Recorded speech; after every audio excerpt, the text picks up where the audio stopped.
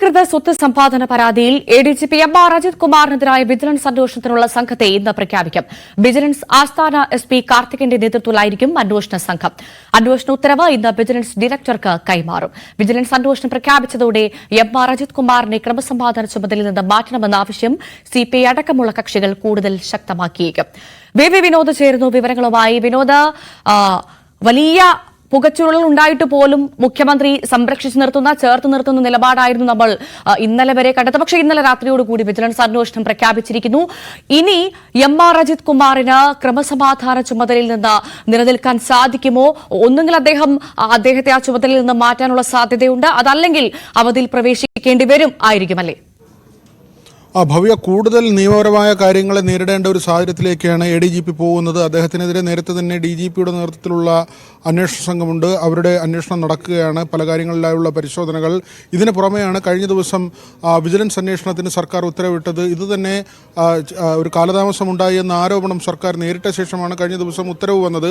ഇനി ഈ ടീമിലുള്ള ആളുകളെ തീരുമാനിക്കേണ്ടതുണ്ട്. വിജിലൻസ് ഡയറക്ടറായിരിക്കും ഈ അന്വേഷണ സംഘത്തിൽ ആരൊക്കെയാണ് വേണ്ടത് എന്ന കാര്യത്തിൽ തീരുമാനമെടുക്കുക. വിജിലൻസ് ആസ്ഥാനത്തെ SP നേതൃത്വത്തിലുള്ള സംഘമായിരിക്കും ഇക്കാര്യത്തിൽ അന്വേഷണം നടത്തുന്നത്. പ്രധാനമായും ഈ അനധികൃത സ്വത്ത് സമ്പാദനം, അതിൽ തന്നെ സ്വർണ്ണക്കടത്ത് സംഘങ്ങളുമായുള്ള ബന്ധം, അതോടൊപ്പം പിടികൂടിയ സ്വർണം SP സുജിത് ദാസും ADGP എം.ആർ. അജിത് കുമാറും ചേർന്ന് തട്ടിയെടുത്തു, ആ നിലയ്ക്കുള്ള അന്വേഷണം. അതോടൊപ്പം തന്നെ കവടിയാറിൽ ആഡംബര വീട് നിർമ്മാണം, ഇതിനുള്ള സാമ്പത്തിക ഉറവിടം, ഓൺലൈൻ ചാനൽ ഉടമയിൽ നിന്ന് 1.5 കോടിയോളം രൂപ കോഴ വാങ്ങി കേസ് ഒതുക്കിയതുമായി ബന്ധപ്പെട്ട പരാതി. ഇതെല്ലാം തന്നെ PV അൻവറാണ് രേഖാമൂലം DGPക്ക് പരാതിയായി നൽകിയത്. ഇതിൻ്റെ അടിസ്ഥാനത്തിൽ DGP സർക്കാരിന് ശുപാർശ നൽകുകയും അതിൻ്റെ അടിസ്ഥാനത്തിലുള്ള അന്വേഷണമാണ് പ്രഖ്യാപിക്കുകയും ചെയ്തത്. പക്ഷേ DGP പരാതി നൽകിയിട്ടും അതിൽ കാലതാമസം വരുത്തിയെന്ന ഒരു ആരോപണം, അല്ലെങ്കിൽ ആ തരത്തിലുള്ള പരാതി മുഖ്യമന്ത്രി ADGPയെ സംരക്ഷിക്കുന്നു എന്നുള്ള ആക്ഷേപം മുന്നണിക്കുള്ളിൽ നിന്ന് തന്നെ ഉയർന്നു വന്നതാണ്. പക്ഷേ ഇതിനപ്പുറത്തേക്ക് ഇപ്പോൾ മുന്നണിയെ പിടിച്ച് കുലുക്കുന്ന ഒരു കാര്യം RSS നേതാക്കളുമായി ADGP നടത്തിയ കൂടിക്കാഴ്ചയാണ്. ഇക്കാര്യത്തിൽ CPI ഉൾപ്പെടെ നിലപാട് കടുപ്പിച്ചിരിക്കുകയാണ്. ADGP ലോ ആൻഡ് ഓർഡർ സ്ഥാനത്ത് നിന്ന് എം.ആർ. അജിത് കുമാറിനെ മാറ്റണം, ഈ സ്ഥാനത്തിന് തുടരാൻ ADGP അർഹനല്ല, ആ ഒരു നിലപാടിൽ തന്നെയാണ് CPI ഉൾപ്പെടെയുള്ള ഘടകകക്ഷികൾ, RJD ആകട്ടെ അല്ലെങ്കിൽ NCP ആകട്ടെ, ഇവരെല്ലാം തന്നെ മുന്നണി യോഗത്തിലും അതിനുശേഷവും മുഖ്യമന്ത്രിയുമായും അല്ലെങ്കിൽ CPM നേതൃത്വവുമായും പങ്കുവച്ചിട്ടുള്ള വികാരം എം.ആർ. അജിത് കുമാറിനെ ഇനി ലോ ആൻഡ് ഓർഡർ ADGP സ്ഥാനത്ത് തുടരാൻ വിനോദ്, ഈ RSS ഉന്നതരെ ഊഴം വെച്ച് കാണുന്നയാൾ എന്നാണ് CPI സംസ്ഥാന സെക്രട്ടറി അടക്കം പറഞ്ഞത് അജിത് കുമാറിനെ കുറിച്ച്. ആ വാക്കുകൾ നമ്മൾ കേട്ടതാണ്. കഴിഞ്ഞ ദിവസം നമ്മൾ കണ്ടതാണ്. പ്രകാശ് ബാബു അടക്കമുള്ള നേതാക്കൾ വലിയ രൂക്ഷ വിമർശനം ഉന്നയിച്ചു. മാറ്റിയേ തീരൂ എന്ന് ഉറപ്പിച്ച് പറയുന്ന സാഹചര്യമുണ്ടായി. CPI ഒറ്റക്കെട്ടായി നിൽക്കുന്നു, മറ്റ് ഘടകകക്ഷികൾ ഒറ്റക്കെട്ടായി നിൽക്കുന്ന സാഹചര്യമുണ്ടായി. ഈ ഒരു പശ്ചാത്തലത്തിൽ ഇത് ഇന്നലെ ഒരുപക്ഷെ എനിക്ക് തോന്നുന്നു നിൽക്കക്കളിയില്ലാതെ വിജിലൻസ് അന്വേഷണം പ്രഖ്യാപിച്ചു എന്ന് വേണമെങ്കിൽ നമുക്ക് പറയേണ്ട സാഹചര്യമാണ്. ഇനി ക്രമസമാധാന ചുമതല എത്രമാത്രം നിൽക്കാൻ സാധിക്കും അജിത് കുമാർ എന്നൊരു വലിയ ചോദ്യം ബാക്കി നിൽക്കുന്നുണ്ട് അല്ലേ? തീർച്ചയായും RSS നേതാക്കളുമായുള്ള കൂടിക്കാഴ്ച തന്നെയാണ് മുന്നണിക്കുള്ളിൽ തർക്കത്തിൻ്റെ ഏറ്റവും വലിയ കാരണമായി മാറിയിരിക്കുന്നത്. അതിൽ തന്നെ ഈ തൃശ്ശൂർ പൂരം അലങ്കോലപ്പെടുത്തി സുരേഷ് ഗോപിക്ക് തൃശ്ശൂരിൽ വിജയിക്കാൻ ആവശ്യമായ സാഹചര്യം ഒരുക്കി കൊടുത്തു. ഇതെല്ലാം തന്നെ ഈ കൂടിക്കാഴ്ചയിൽ നടന്ന ഗൂഢാലോചന എന്നതാണ് പ്രധാനമായും ഉയരുന്ന വാദം. ഇക്കാര്യത്തിൽ CPI നേതൃത്വം തന്നെ പരസ്യമായ രംഗത്തെത്തി. കഴിഞ്ഞ ദിവസം പ്രകാശ് ബാബുവിൻ്റെ ലേഖനം ഉണ്ടാകുന്നു.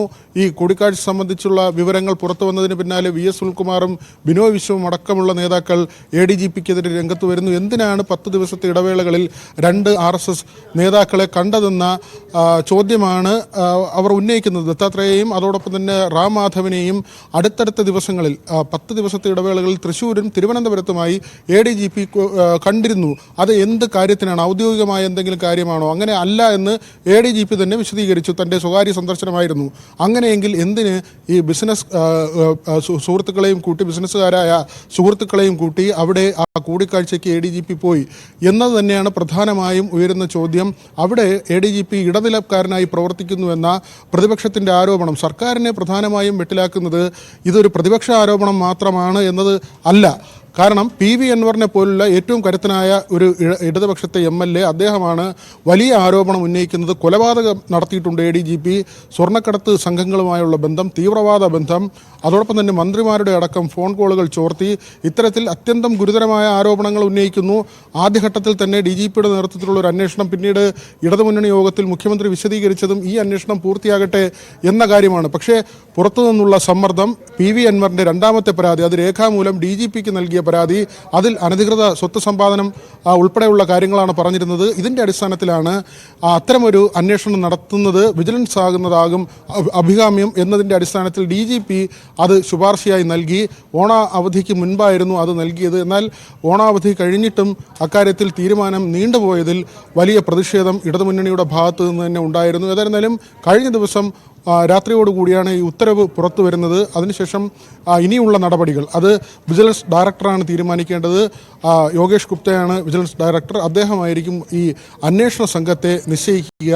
അജിത് കുമാറിനെ സംബന്ധിച്ച് പലവിധ വെല്ലുവിളികളാണ് അദ്ദേഹത്തിൻ്റെ മുമ്പിലുള്ളത്. ഒന്ന്, DGPയുടെ നേതൃത്വത്തിലുള്ള അന്വേഷണ സംഘം നടത്തുന്ന നടപടികൾ, അതിനുള്ള നിയമപരമായ അക്കാര്യത്തിൽ നൽകേണ്ട വിശദീകരണങ്ങൾ, അതിനപ്പുറത്തേക്ക് ഇപ്പോൾ വിജിലൻസ് അന്വേഷണത്തിലേക്ക് കൂടി അദ്ദേഹം ചെന്നുപെട്ടിരിക്കുന്നു. അതാണ് വിനോദ്, ഏറ്റവും പ്രധാനം. ഈ വിജിലൻസ് അന്വേഷണം ഇനി ഏത് തരത്തിൽ പുരോഗമിക്കുമെന്ന് നമ്മൾ കാത്തിരുന്ന് കാണണം. അത് അറിയേണ്ട കാര്യം തന്നെയാണ്.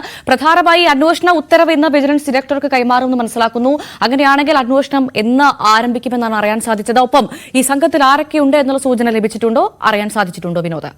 ടീം സംബന്ധിച്ച വിവരങ്ങൾ ഇതുവരെ ആയിട്ടില്ല. അത് വിജിലൻസ് ഡയറക്ടർ അക്കാര്യത്തിൽ തീരുമാനമെടുക്കും. ആരാകും വിജിലൻസ് ആസ്ഥാനത്തെ SP ആയിരിക്കും ഒരുപക്ഷെ ഈ അന്വേഷണ സംഘത്തലവൻ എന്ന വിവരം ഇതിനകം പുറത്തു വന്നിട്ടുണ്ട്. മറ്റ് അംഗങ്ങളെക്കുറിച്ചുള്ള വിവരങ്ങൾ വന്നിട്ടില്ല. ഏതായിരുന്നാലും ADGPയെ സംബന്ധിച്ച് നമ്മൾ നേരത്തെ പറഞ്ഞതുപോലെ DGP നടത്തുന്ന അന്വേഷണം, അതിനപ്പുറത്തേക്ക് വിജിലൻസ് ഡയറക്ടറുടെ നേതൃത്വത്തിൽ വരുന്ന അന്വേഷണം, അതിനും അപ്പുറത്തേക്ക് RSS നേതാക്കളുമായി നടത്തിയ കൂടിക്കാഴ്ച, അതിൽ അന്വേഷണം ഉണ്ടാകുമെന്ന് മുഖ്യമന്ത്രി പറഞ്ഞെങ്കിലും DGP ഇപ്പോൾ നേതൃത്വം നൽകുന്ന അന്വേഷണ സംഘത്തിന് അങ്ങനെ രേഖാമൂലം ഒരു ഉത്തരവ് നൽകിയിട്ടില്ല.